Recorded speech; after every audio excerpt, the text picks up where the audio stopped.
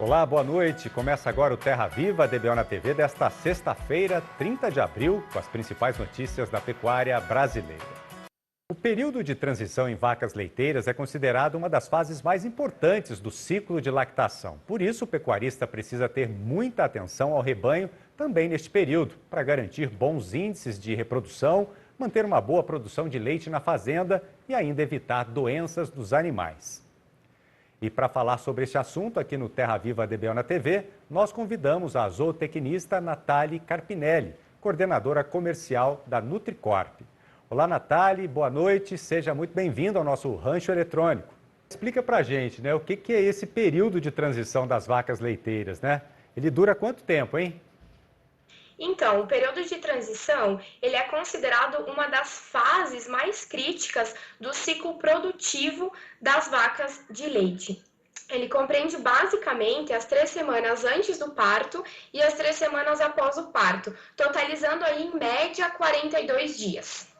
Agora, nesse período, o que acontece com a vacada? É uma fase de muitas alterações, tanto metabólicas como fisiológicas no animal, Isso, exatamente, Vinícius. Além de todas essas mudanças metabólicas e fisiológicas que acontecem com o animal, eles entram em uma condição que a gente chama de balanço energético negativo. O balanço energético negativo ocorre basicamente aí nas 2 semanas antes do parto e 1 semana após o parto. É quando o animal ele ingere, então ele come menos do que ele precisa para suprir tanto a produção de leite quanto para ele se manter. A gente fala que quando esse balanço energético negativo ele perdura por muito tempo após a lactação, ele pode trazer mais consequências, como o aumento na incidência de algumas doenças metabólicas, como por exemplo, a cetose, a hipocalcemia, a retenção de placenta, enfim, essas principais doenças que acometem os animais no período de transição. Natália, agora além dessas alterações, os animais também passam por situações de estresse, durante esse período de transição. E o que isso pode causar também, com os animais? Isso, então, o estresse, na verdade, Vinícius, ele é qualquer alteração ou qualquer situação que tira o animal da zona de conforto dele. Então, esse estresse ele pode ser mais agudo ou crônico. A gente fala que quando esse estresse ele é agudo, a gente observa mudanças comportamentais nos animais, como, por exemplo, uma vocalização, os animais mais inquietos. Quando esse estresse ele é mais crônico, a gente começa a observar algumas mudanças também comportamentais, mas também em parâmetros no sangue desses animais, tendo assim uma resposta inflamatória. Colocando esse estresse no período de transição, a gente observa que se os animais eles estão mais estressados, a gente vê um balanço energético negativo mais intenso, E também diminuição na produção de leite, produção de colostro e também na qualidade do colostro, principalmente. Uma situação bem complicada aí para o pecuarista, E nesse período de transição, só as vacas sofrem ou as novilhas também? Não, na verdade, assim, as vacas sofrem, mas as novilhas, elas sofrem mais. As novilhas são a categoria animal que mais sofre com esse estresse, porque se a gente pensar nas novilhas, é a primeira vez delas. Então, é a primeira lactação, o primeiro parto. Então, elas sofrem bastante. Na verdade, se a gente criar uma situação hipotética que uma novilha, por exemplo, ela tem uma produção estimada de leite de 40 litros, na lactação. Se o reagrupamento dos animais, durante esse período, ele causa um estresse. Então, esse reagrupamento, ele pode causar em torno de 3% uma perda na produção de leite. Então, se essa perda em 1 semana, o animal pode ter uma perda de 8 litros de leite e se essa perda perdurar, então, pelos 30 dias, pode ser em torno de 30, 36 litros de leite que o produtor vai perder. É um prejuízo muito grande. Agora, Natália, quais são as estratégias, então, que podem ser usadas para minimizar os efeitos negativos aí, do estresse também nesse período? Isso, então eu gosto de falar que isso depende, muito da propriedade, do sistema produtivo, mas a gente sempre recomenda, então, algumas estratégias, sendo uma delas a dieta do pré-parto, Então, cuidar bastante com isso para fazer uma dieta que supra todas as exigências nutricionais do animal no período pré-parto, minimizar o manejo com esses animais no pré-parto, principalmente, se a fazenda tiver disponibilidade de criar 2 lotes, tanto para pré e para pós-parto, então um lote de novilha e outro lote de vacas, fazer o acompanhamento desses animais, olhar para a vaca no pré-parto, acompanhar a incidência de doenças, o consumo de matéria seca, que é muito importante também, e adotar práticas relacionadas a bem-estar animal, que possam minimizar esses efeitos negativos do estresse. Perfeito. Quero agradecer muito, viu, Natália? A Natália Carpinelli, né, zootecnista, né? Quero agradecer muito, viu, a sua participação aqui hoje com a gente no Terra Viva DBO na TV e até uma próxima oportunidade, viu? Então tá, muito obrigada, Vinícius. A gente agradece a oportunidade e ficamos à disposição. Boa noite a todos. Boa noite para você. Muito obrigado. Vamos agora para o nosso primeiro intervalo e já voltamos com as informações do mercado de insumos. A gente volta em instantes. Impresso ou digital? Se você quer o melhor conteúdo para a pecuária, fique com os dois. Tenha sempre seus exemplares da DBO à disposição, no escritório, na caminhonete ou ao alcance de seus colaboradores na fazenda. DBO é fonte de conhecimento, reportagens de campo, matérias, artigos e análises de mercado. Entre lá na nossa loja no portal DBO e faça sua assinatura impressa e digital ou só digital. Impresso ou digital? Se você quer o melhor conteúdo para a pecuária, fique com os dois. Tenha sempre seus exemplares da DBO à disposição, no escritório, na caminhonete ou ao alcance de seus colaboradores na fazenda. DBO é fonte de conhecimento, reportagens de campo, matérias, artigos e análises de mercado. Entre lá na nossa loja no portal DBO e faça sua assinatura impressa e digital ou só digital. Estamos de volta com Terra Viva DBO na TV. E chegou a hora da gente falar sobre insumos. O preço da polpa cítrica tem acompanhado a alta do preço do milho no mercado interno. Os detalhes com a Scott Consultoria. Os preços estão firmes no mercado brasileiro, acompanhando aí a baixa disponibilidade do insumo, né, e também acompanhando o cenário de altas de preços do milho no mercado interno. Segundo o levantamento da Scott Consultoria, em São Paulo, o preço médio da polpa cítrica está em R$ 1.310 por tonelada, sem considerar o frete. Na comparação mensal, houve alta de 1,9% e em relação a abril do ano passado, a polpa está custando aí 62,7% mais esse ano. Em São Paulo, se a gente pegar aí a relação de troca com o boi gordo, está em 4,2 arroba de boi gordo por tonelada de polpa cítrica. A gente teve aí recentemente uma pressão de baixa sobre os preços da arroba do boi gordo, mas ainda assim o preço vigente está maior do que a média de março desse ano, essa comparação mensal, né? Então, com isso, a relação de troca com o pecuarista melhorou 0,2% em abril, mas na comparação com abril do ano passado, o poder de compra frente ao insumo diminuiu 2,6% esse ano. Com relação às expectativas, por curto prazo, a gente deve ter ainda o cenário de preços firmes, pensando nesse final de abril e também até meados de maio, né? E a partir de maio, já com a safra de citros, aumento da disponibilidade interna de polpa, a gente pode ter um cenário um pouco mais calmo de preço. Mas de olho também nas cotações do milho, que por curto e médio prazo, as expectativas também são de preços firmes aqui no mercado interno, em função das incertezas com relação à segunda safra, e o clima tem um papel bastante importante nisso, né? Então, acompanhando também o cenário de preços firmes do milho e essa baixa disponibilidade de polpa, que deve aumentar a partir de meados de maio, a gente traz aí um cenário de preços firmes para a polpa cítrica no curto prazo. Por hoje é isso aí, pessoal. Um abraço a todos e até a próxima. Começou nesta quinta-feira a Expo Zebu, a maior feira zebuína do mundo. E pela primeira vez a sua história, ela está sendo de forma virtual em função da pandemia. A abertura oficial da feira está marcada para sábado, às 8h30 da manhã, e terá transmissão ao vivo pela TV e YouTube do Terra Viva. O evento organizado pela Associação Brasileira dos Criadores de Zebu, que possui mais de 23 mil associados, chegou a ser cancelado no ano passado devido à pandemia. De forma virtual, no canal oficial da ABCZ no YouTube. Os painéis técnicos já começaram e estão sendo transmitidos ao vivo. Que cada touro, cada rebanho precisa daquele touro. Cada rebanho está num estágio diferente. A tradicional feira de Uberaba, no Triângulo Mineiro, vai manter a tradição, contando com a participação de autoridades da política para a cerimônia de inauguração, desta vez de forma virtual. Entre os convidados confirmados estão o presidente da República, Jair Bolsonaro, e a ministra da Agricultura, Tereza Cristina.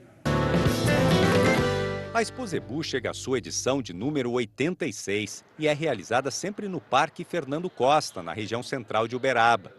O espaço, inaugurado em 1941, completa este ano 8 décadas. A feira de pecuária, considerada uma das maiores do país, sempre ficou marcada pelos seus grandes torneios de julgamento, com desfiles de animais premiados, mas também pelo lançamento de importantes programas e ações voltadas para a valorização do agronegócio no país. Nesta edição, na lista de novidades, estão a campanha Carne de Zebu, que busca valorizar a superioridade da carne zebuína, e o projeto Integra Zebu, voltado à produção sustentável. É um projeto de recuperação de pastagem que vai atender os 70% de pastos degradados no Brasil, uma área equivalente a 130 mil hectares, praticamente 2 vezes a área agrícola existente. Então imagina o potencial e a importância desse projeto. Aqui em Minas já estamos com 14 propriedades em pleno funcionamento e colhendo o fruto disso. Um trabalho feito de equipe através também da Emater e da Ipamig Minas. E estamos lançando esse projeto a nível nacional. A princípio, vamos começar em 3 estados: Goiás, Tocantins e Mato Grosso. E assim vamos avançar ao longo do ano para outros estados da Federação Brasileira. Hoje, no último capítulo da série especial Qual o Valor do Leite?, a gente faz um giro pelas regiões que visitamos ao longo desta semana para contar os desafios enfrentados na produção e na comercialização do setor leiteiro no Brasil.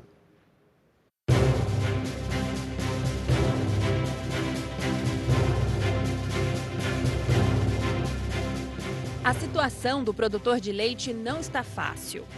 O produtor está pagando para trabalhar. Não dá para pagar. Não dá para pagar as contas não batem. Resultado dos custos que aumentaram. O preço ao produtor não está atingindo a variação do milho e da soja, que são os 2 principais itens de custo de produção de leite. E não é um caso isolado. O produtor de leite ele vem sofrendo sobremaneira esse ano.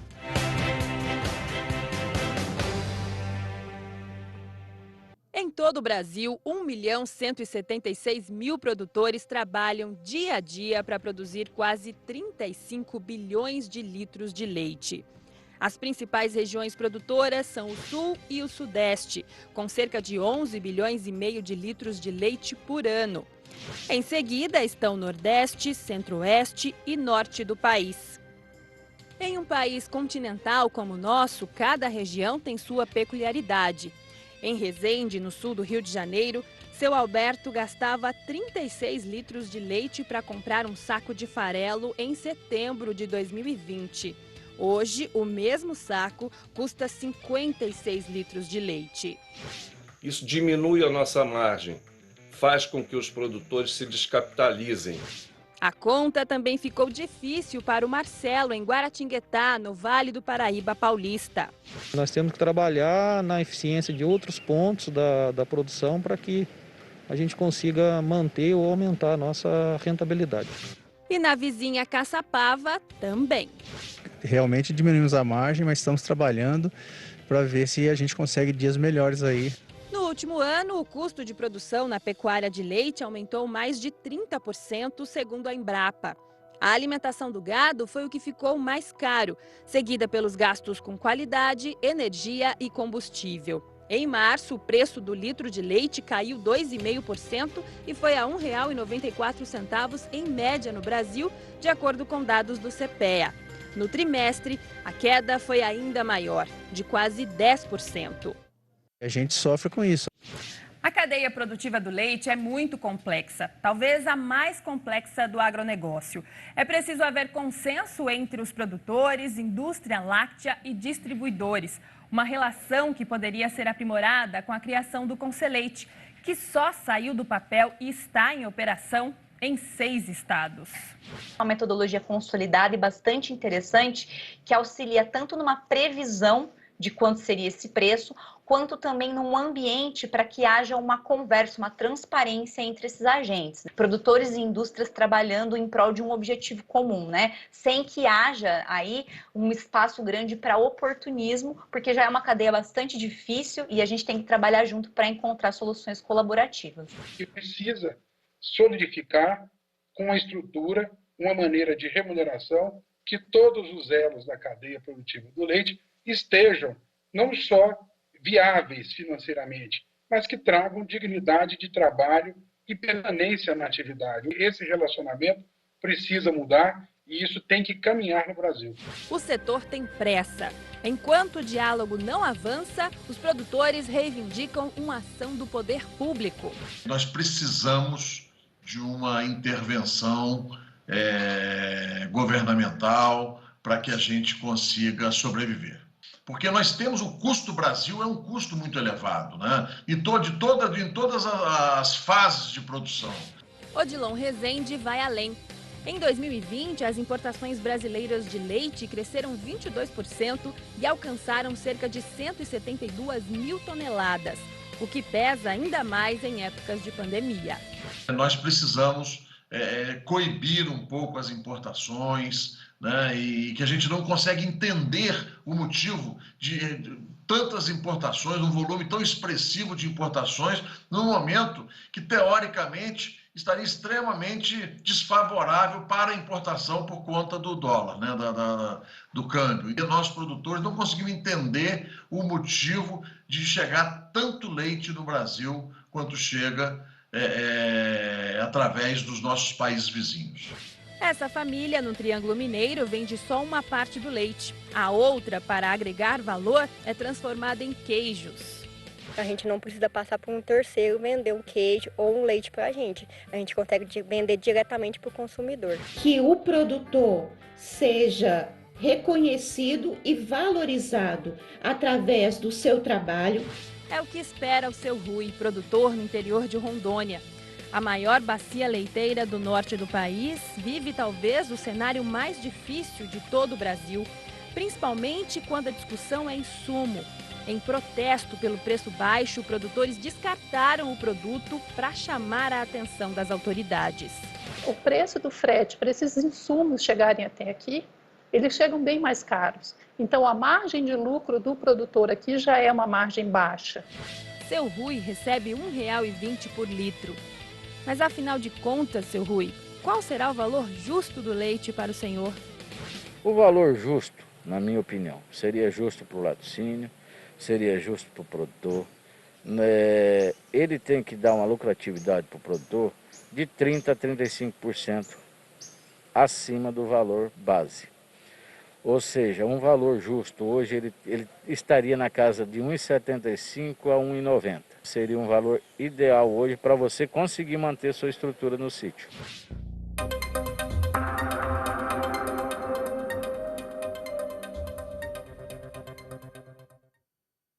E vamos para mais um intervalo e já voltamos com as informações do mercado do boi gordo e as cotações do dia. A gente volta já já. De volta com Terra Viva DBO na TV. Hora de conferir o comportamento do mercado do boi gordo nesta sexta-feira. As informações são da Scott Consultoria. No último dia do mês de abril, houve poucas negociações entre os compradores e vendedores, devido inclusive às escalas da próxima semana que estão praticamente completas. No entanto, as ofertas de compra abaixo do valor de referência por parte das indústrias continuam com poucos negócios, o que estagnou esta sexta-feira. O boi gordo está valendo R$ 312 por arroba e a vaca e a novilha gordas R$ 290 e R$ 303, respectivamente, com preços brutos e a prazo. E agora as cotações. No balanço do dia da Scott Consultoria foram apuradas mudanças em 15 das 32 praças pesquisadas, sendo 9 quedas para o boi e 5 para a vaca e 4 arribadas para o macho e outras 3 altas para as fêmeas. Começamos as cotações em Minas Gerais e com as quedas do dia. Na capital Belo Horizonte, o boi vale R$ 297,50 e a vaca R$ 285,50, negociados no prazo de 30 dias e já descontada a parte do fundo rural. No norte de Minas, o macho também está sendo vendido a R$ 297,50.